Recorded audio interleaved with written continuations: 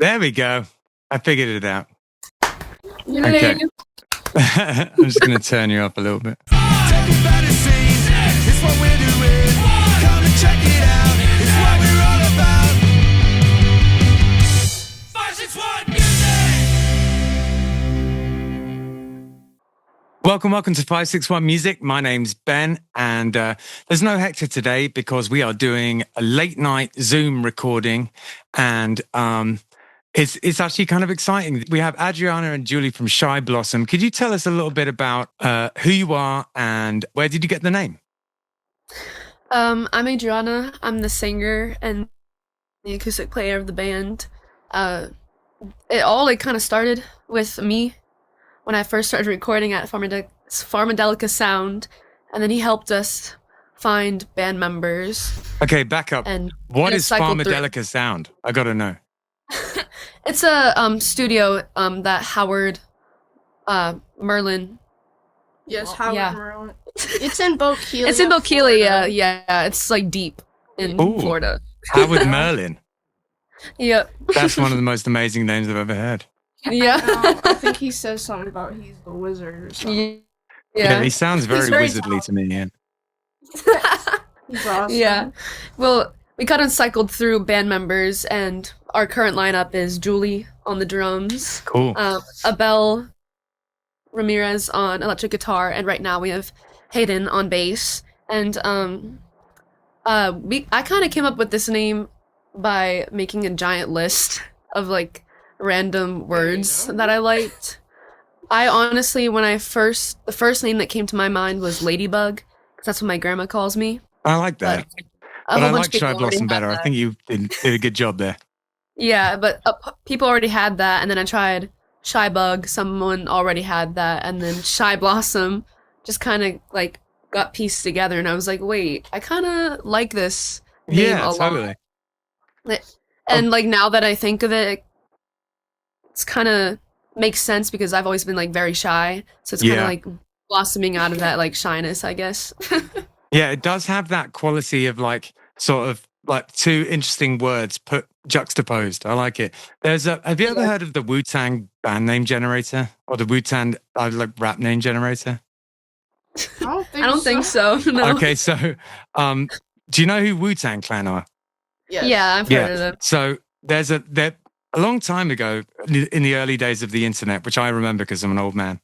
There was there was this thing called the Wu-Tang name generator where you could it would just sort of generate you a rap name and then an MC name. And then it went away for a while and it came back. But Childish Gambino is a product of the Wu-Tang rap generator. Oh, really? Cool. Yeah. I did not know that. That's hilarious. Yeah, there's a few actually. There's a few of those like out there because it was just so fun. Everyone went on it at some point. That's awesome. Shy Blossom has a little bit of that vibe about it, but it's not quite so gangster, I guess. Nice. So, what kind of music do you guys play? I know. I'm just asking for the audience. Probably indie alternative. Yeah, that's what we usually say is indie alternative. Like, Yeah, some that fits grunge, pretty good. like influenced by grunge and Like 90s and very 90s. Yeah. there's a couple like pop aspects in it, but we mostly lean towards like the indie alternative side of the music. Yeah, wicked. Oh, it sounds great, and definitely there was a period in my life, and it keeps resurfacing actually when that was the only kind of stuff that I was listening to, and I remember in my late teens, like bands like do you know a band called the Lemonheads? I've heard of them. I've heard of them. Yeah. That is great. There's great sort Isn't of there like a show about that or movie? There may well be. You know what? There is. I've seen it. There's a documentary about them, but I don't know if that's what we're talking about. But there is one. But yeah, I don't know. I used to really like Blind Melon and then there was the whole kind of like Britpop thing and all those indie bands that I was into. So who are some of your favorite bands? You wanna go first? Right now it's probably Deftones. There's an artist called Yes, I Love Deftones. Another artist I've been listening to is Role Model. He's kind of like folk indie that I've been getting into lately, but I mostly listen to a lot of like 90s hard rock. That's great. That's when I was a teenager, so I thoroughly approve. Yeah, my mom raised me up on that, so that's pretty much what I've mostly listened to throughout my life. It was a good period, really 90. I suppose early 2000s, but more so 90s was like really the last big sort of swathe of like of good rock, you know? Yeah, and then I it just kind of like it's been struggling a little bit since, but I feel like it might be making a bit of a resurgence though, so we're all right. Yeah, definitely. Yeah, I would say most of mine are from the 90s also, like Radiohead, Fiona Apple. Yeah. And then I really like this musician called Mitski. I love her vibe. And I would say Paramore and Hayley Williams' solo stuff is awesome too. So, like, okay, so I've got some good stories in that case. I've sat next to and eaten lunch with Deftones one time. That was cool. What? I played at Reading Festival and we were all sitting there. They were all like massive guys. And I was like really sort of skinny and like sort of unwell looking at the time. I was like, and these huge guys, they just seemed enormous to me.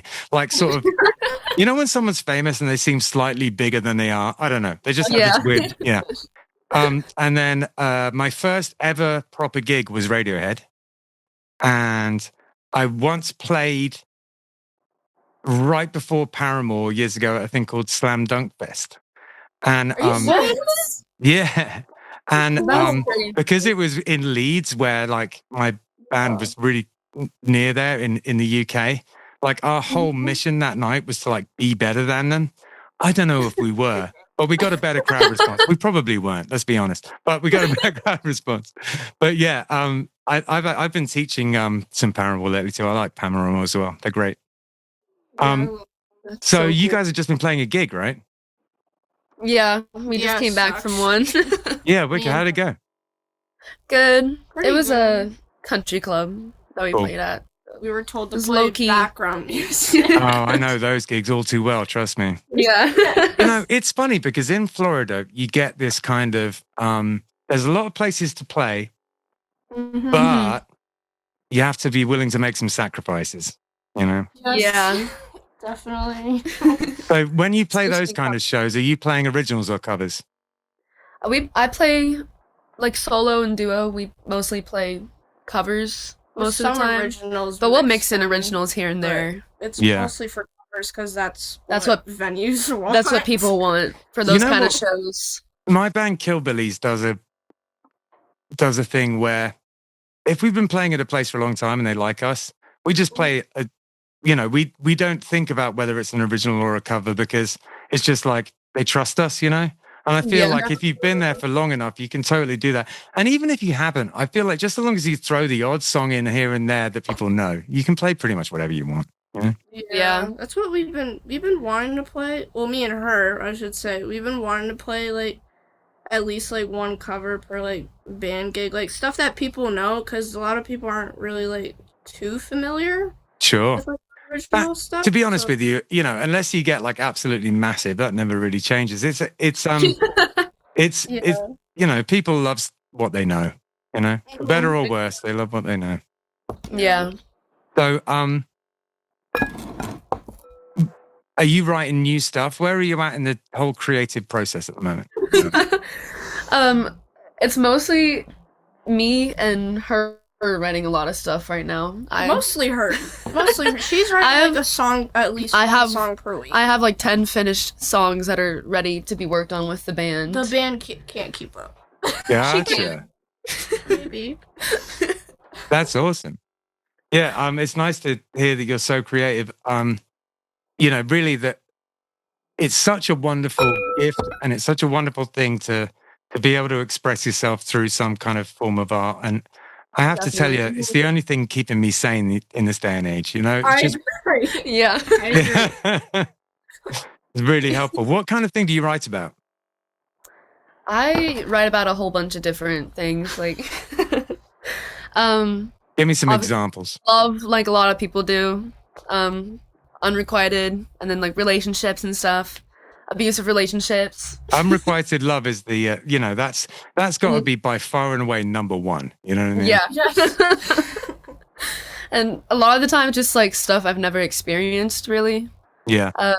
I have my song Stardust that I wrote about a mother losing her child and grieving her child in the midst of war. And I have a couple songs about like stalking and like depression. So it kind I of have just a question about goes that.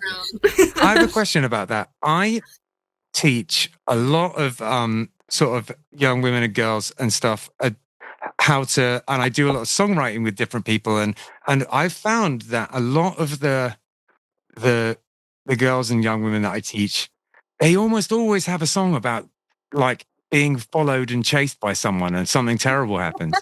This is like a big theme. It seems like. I mean, you know, it's rather sad. I was going to ask why, but then I suppose it's obvious. But it's sad, isn't it? It's a terrible thing. You know? Yeah.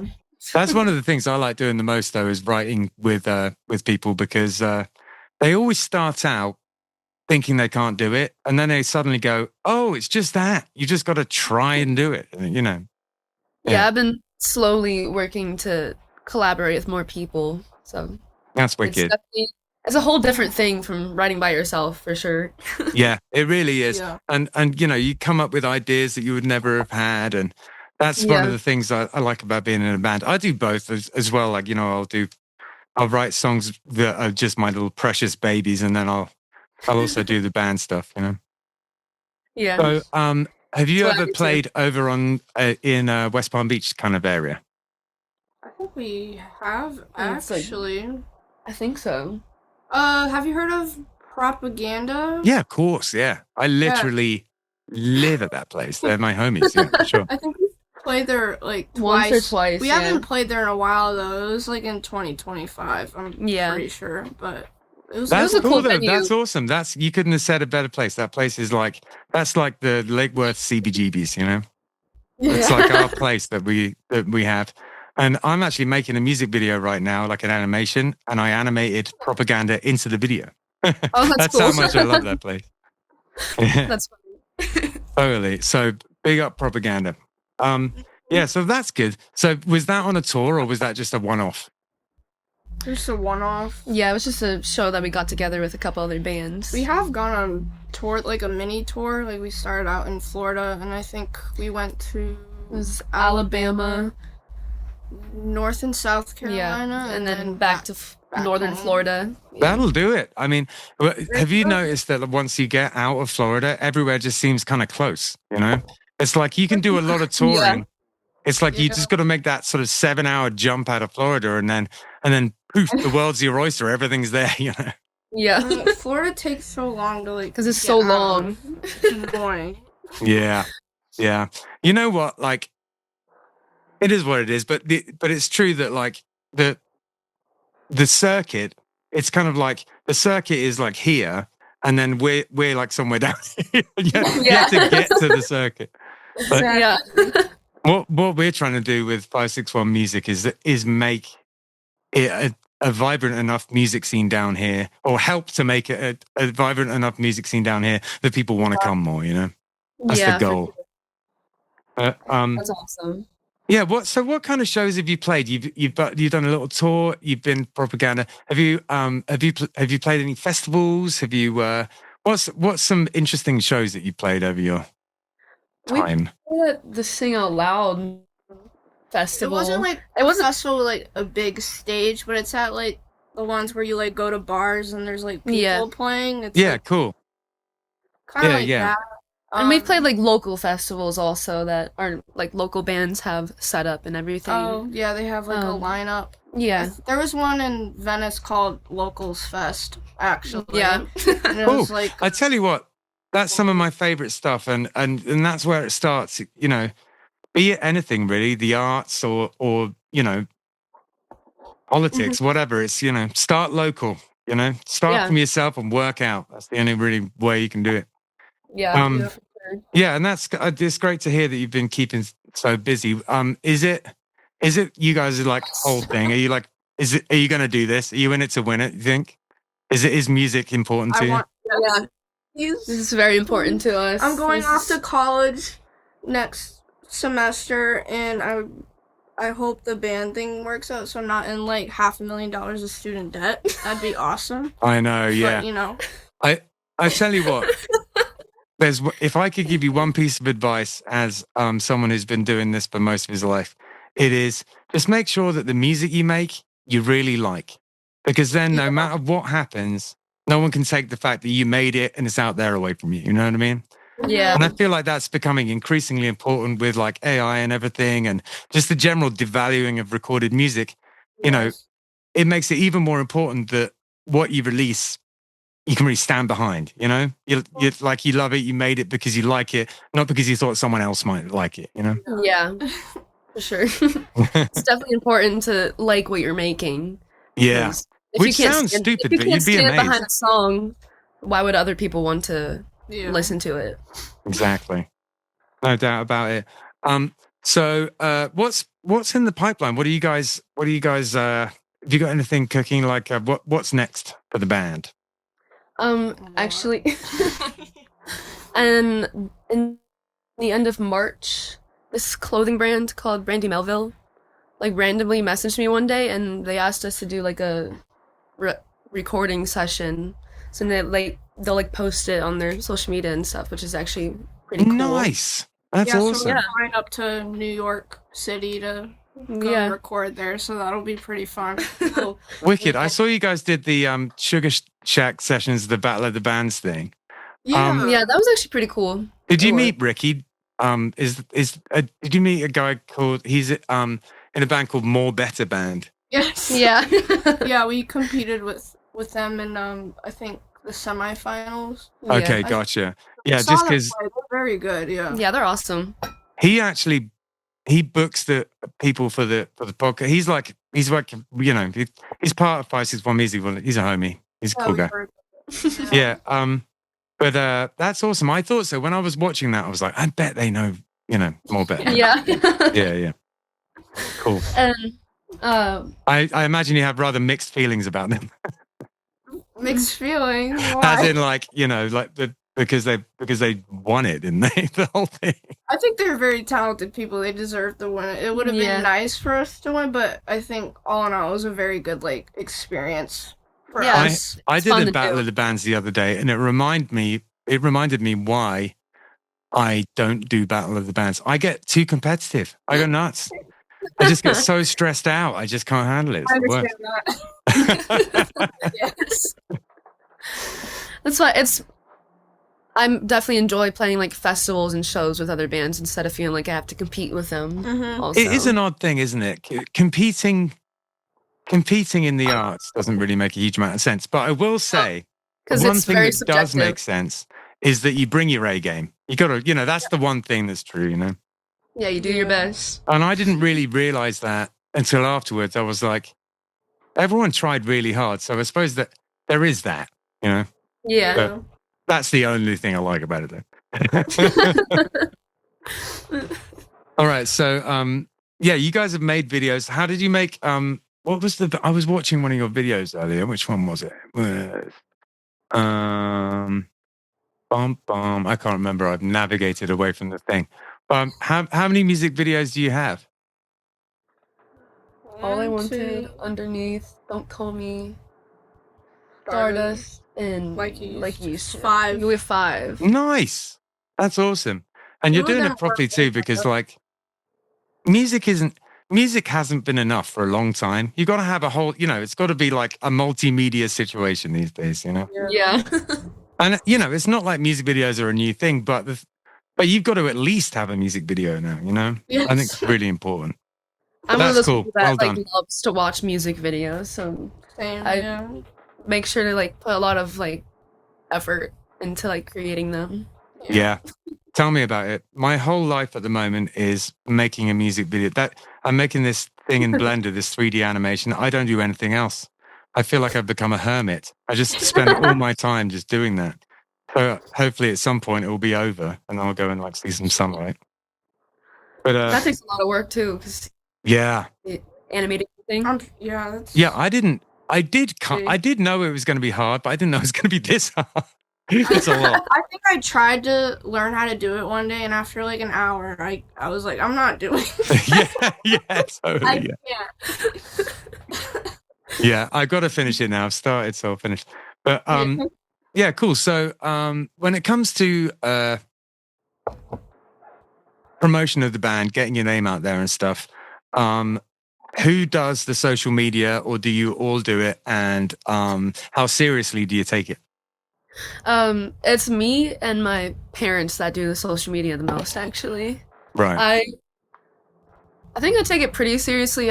I try to post like every single day on Nice. my account and the band's account. So a lot of the time I'm thinking of like 2 different videos to post every day. Yeah, gotcha. But it's definitely easier when I have like a whole bunch, a giant group of like videos that I can just post throughout a week instead of thinking totally. post every day. Yeah, it's nice to just get the content done and then you can just pass it out. Yeah. Totally. we have a lady called Danielle who helps us with our social media, and she's a friend of ours, but she's also like a professional social media person, and that's a huge help because it's so easy to get behind, and before you know it.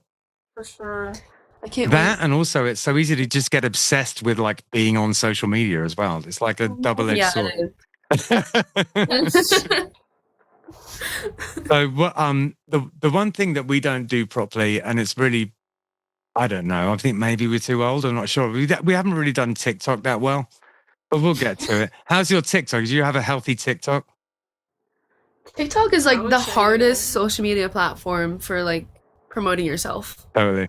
Because they 'Cause- don't want you to at all, do they? No, it's like a lot of the time it's like TikTok isn't even pushing out your videos at all She got a To- random to even your own followers. Yeah. But when I'm posting something that doesn't even relate to my music, I get a million. Yeah, you put like a moustache on a dog or something, and then everyone just goes insane. Yeah. I Yeah. know.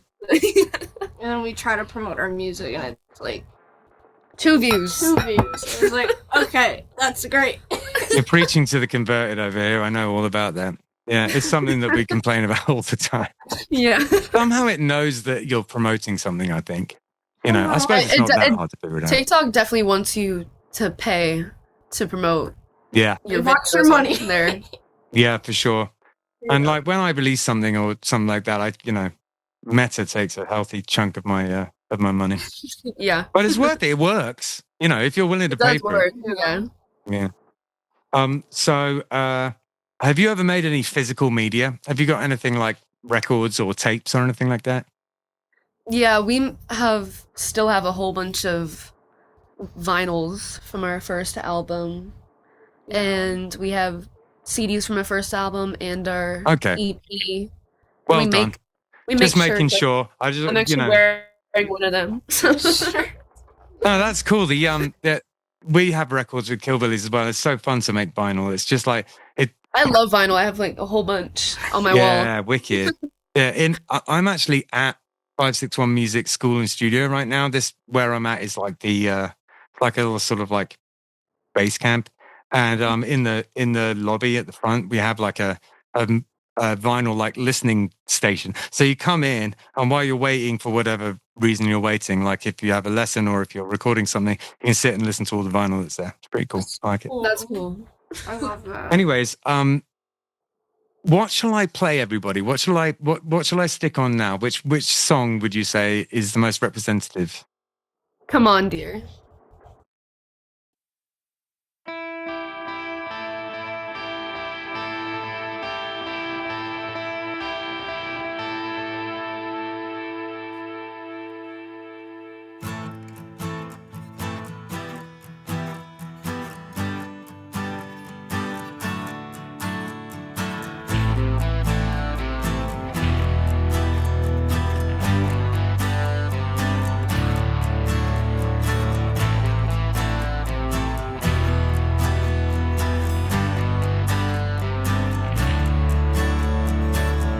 They stand before you like a relic in your eyes.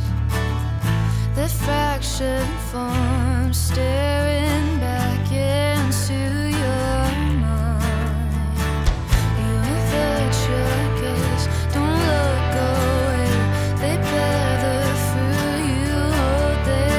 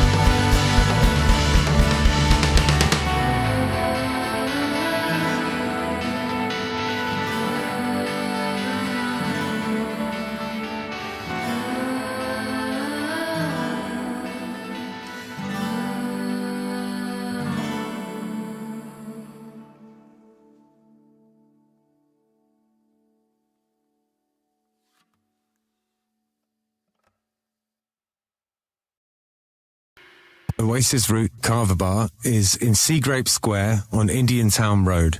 And it is a kava bar. If you don't know anything about kava, it's a Polynesian root that you grind up and you mix with water. And it has been in Polynesia for potentially thousands of years. It's an old thing that they used for kind of ceremonial and also sort of leisure purposes. It's meant to be something where, that brings people together. You will take a shell of kava and chink them together and say bula and have it together like that. It's meant to be something to bring people together. It has a kind of an effect, which is, I guess, a kind of a slightly warming effect. It just kind of makes you feel nice. It's not particularly intoxicating. It's not like drinking alcohol. So the atmosphere in a kava bar is sort of like a cross between a regular bar and a coffee house. It's pretty chill in there. You get all sorts of different types of kava bars. Some of them are more like a club, there's sort of like blacklight and EDM playing. And some of them are more like a cafe. This is one of the cafe type of ones. It's super chill in there. If you're looking for somewhere to, I don't know, maybe go and do some work on your laptop or go and have a chat with friends, it's perfect for that kind of thing. There's a foosball table in there if that's your jam, or baby foot as they call it in France. Yeah, Jim, the owner, is a really cool guy and he has very kindly sponsored our podcast. So thank you very much for that, Jim. They also do a poker night in there. All sorts of things going on at Oasis Root. Welcome to 561 Music. We have some very exciting news. You may have noticed that the podcast is being hosted from a different place. That place is the 561 Music School and Studio. Justin Hucker has changed the name of his school from Live Music Community to 561 Music School and Studio. We have joined forces and now everything has the same name. The podcast, the festival and the school are now all under the umbrella of 561 Music. If you've been listening to the podcast for a long time, you will know that every week in this spot, we used to do an ad for Live Music Community. Now, Live Music Community has become 561 Music. We are still on North Lake Boulevard, but we have moved to 524 North Lake Boulevard, Suite A, North Palm Beach, Florida. It is east from the old location, and boy oh boy is it an upgrade. We now have a studio that is far bigger and more advanced. Bigger lesson rooms and 3 big spaces for recording bands and practicing. We now offer more opportunities for recording your band and provide more practice space to hone your skills. The heart of 561 Music School and Studio is still tuition. We train both young people and adults one-on-one and also in groups to be real bands, teaching you how to play your instrument not only by yourself but with others as well. We help you learn to write and record a song, how to brand and market your band, how to design and produce merchandise, how to get shows, how to act at shows, how to perform, how to organize tours, how to reach out to labels, the ins and outs of protecting your intellectual property, and much more. 561 Music is a one-stop shop for all your music and performance-related needs. We are also set up to help you record music videos, how to manage social media, how to create content for social media, and everything that is required of a person trying to break into the music industry in 2025. Come by the studio at 524 North Lake Boulevard in North Palm Beach and check out the new digs. We are online at 561musicstudio.com. Fill out the form online and come for your free first trial lesson. We are open daily by appointment or just walk up and say hi. We're here most days of the week from 3 p.m. for walk-in inquiries. Come by. It's just so awesome, this new spot, and we're all incredibly excited to be here. It's been very nice to meet you. Thanks so much for taking the time after your gig. I couldn't think of anything I would rather not do than talk to me right after I played a gig and I just got home. So thank you so much. I'm very We thought it was at 10:30 a.m. this morning. So we were happy panicking. I was like, okay. And then I was texting my dad. I was like, wait, doesn't it start in like 10 minutes? And he's like, I said PM. I was like, oh. Yeah. No, I texted your dad very early this morning and I was like, should we do it in the morning or the afternoon? But it just turned out that your gig was at right when I finished work, you were playing a gig. So this was the only time we could all do it. But it worked out. And so thanks for hanging out and chatting to us. I wish you the best of luck. One of the things I would ask you guys before we get out of here, and I know you're kind of, not really new to it, but you're young. But I want to ask, do you have any advice for people getting into the game? I would be persistent. Definitely, like keep working. Yeah. Don't let others discourage you from doing what you want to do. Yeah. Like, That's both great Like- advice. And tenacity, I think, is really the only important thing in music. You could be terrible, but just as long as you're tenacious, you'll be fine. yeah. Actually, by being tenacious, you will eventually become good if you're terrible. Yes. And I'd say it's definitely worth it to try because you can literally fail at something you never even wanted to do. So Yeah. worth it to try absolutely. and do something that you actually want to do. Yeah. And like we always say, and it's something that's been said on this podcast many times before, but I don't, I think it rings true every time, is that like the only difference between someone who's like playing music in a band and someone who isn't is whether you're still doing it. The minute you stop, you're not doing it anymore and you're not in it. You just got to keep it up, keep on going. And that's been my watchword. I still haven't sort of laid down the axe after all these years, so I love it. Anyway, it's very nice to meet you guys, and I hope that you have a wonderful rest of Yeah. your evening. And is there anything you Keep want to say going. to the myriad thousands of listeners to 561 Music Podcast?